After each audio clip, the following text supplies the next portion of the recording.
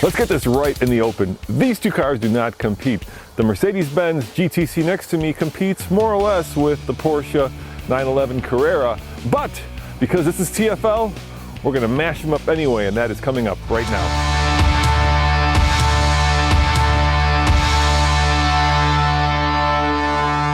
These cars, of course, don't compete. That Mercedes is a two-seater convertible, and this Lexus is a two-door, four-seater. That costs about $150,000, and this costs about $100,000. But in one way, they do compete directly, and that is both of these cars represent the best tech that both Mercedes and Lexus can bring to bear on a brand new 2018 model. So let's take them on the road and see how that tech does when you get behind the wheel.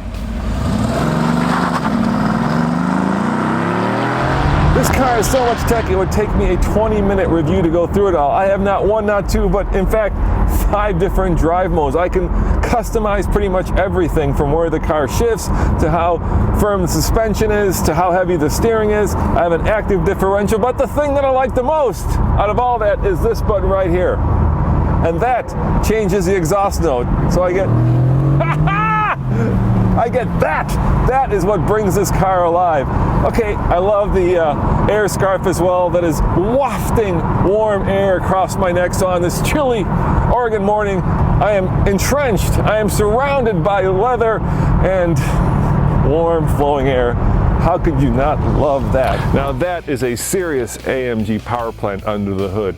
It's a twin turbo 4-liter V8 that produces 550 horsepower and 502 pound-foot of torque. It is mated to a 7-speed dual-clutch transmission, of course, with paddle shifters that powers their rear wheels. Now, what makes this car compete with cars like the Porsche 911 is the fact that it's actually a mid-engine sports car. I know it doesn't look like it, but that engine is pushed way to the back, giving it an almost ideal 50-50 weight distribution and making this, yes indeed, a mid-engine sports car.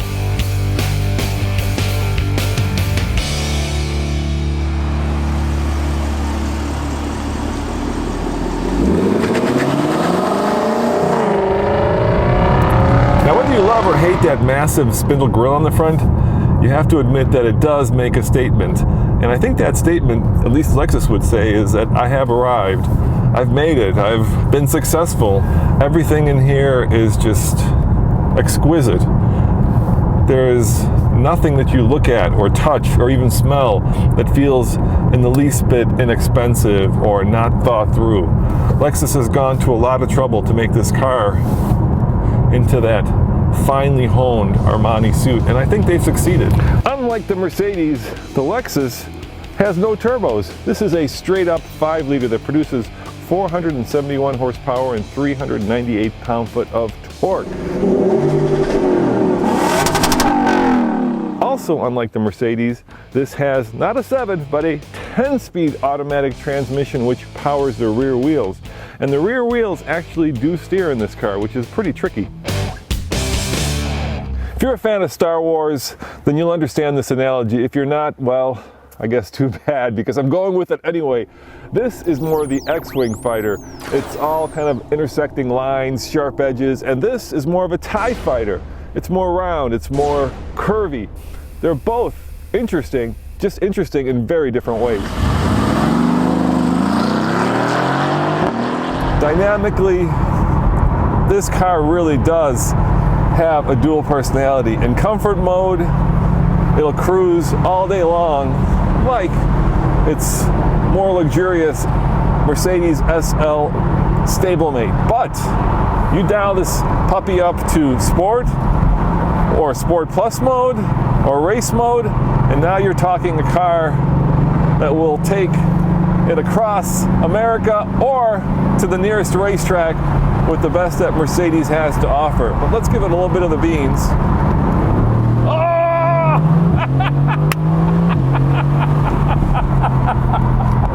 Those brakes will make your eyeballs pop out, and the acceleration just slams your brain into the back of your head in a good way.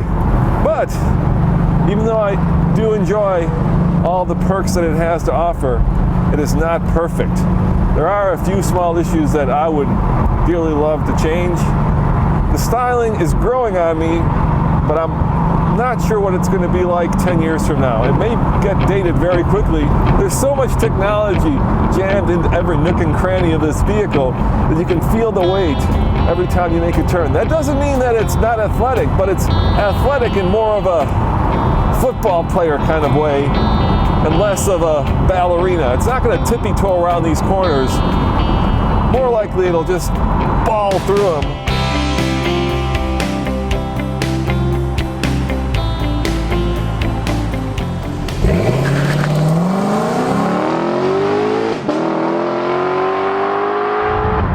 Now there are some issues that I have with Lexus design.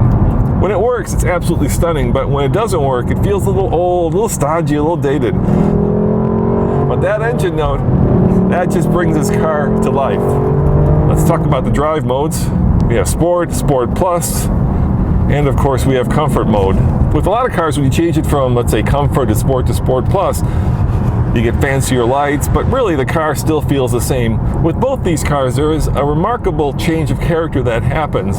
The Mercedes goes from being an SL competitor to a Porsche competitor. This Lexus, it's a little bit more subtle.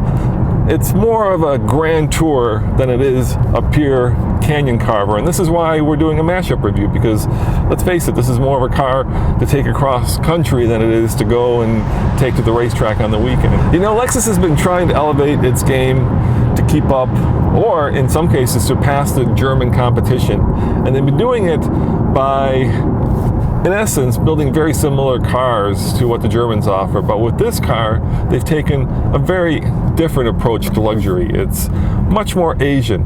It's much more handcrafted. It's much more, well, let's call it chic. And in that regard, I think that they've succeeded.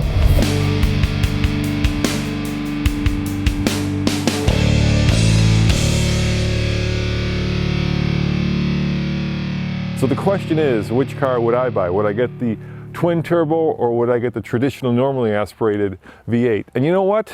It really depends on what car I was looking for. If I wanted a convertible, hell yeah, I get that Mercedes. It is sexy, it is fast, it is fun, puts a huge smile on my face. But if I wanted more of a grand tour, more of a car to take my wife, let's say, to the theater on a Friday night, then I would go for the Lexus, because both cars represent the best of both breeds, and that is pretty damn good. As always, this is Roman reporting for the Fast Lane Car. Check out tflcar.com for more news, views, and of course, Mashup real world reviews. See you guys next time.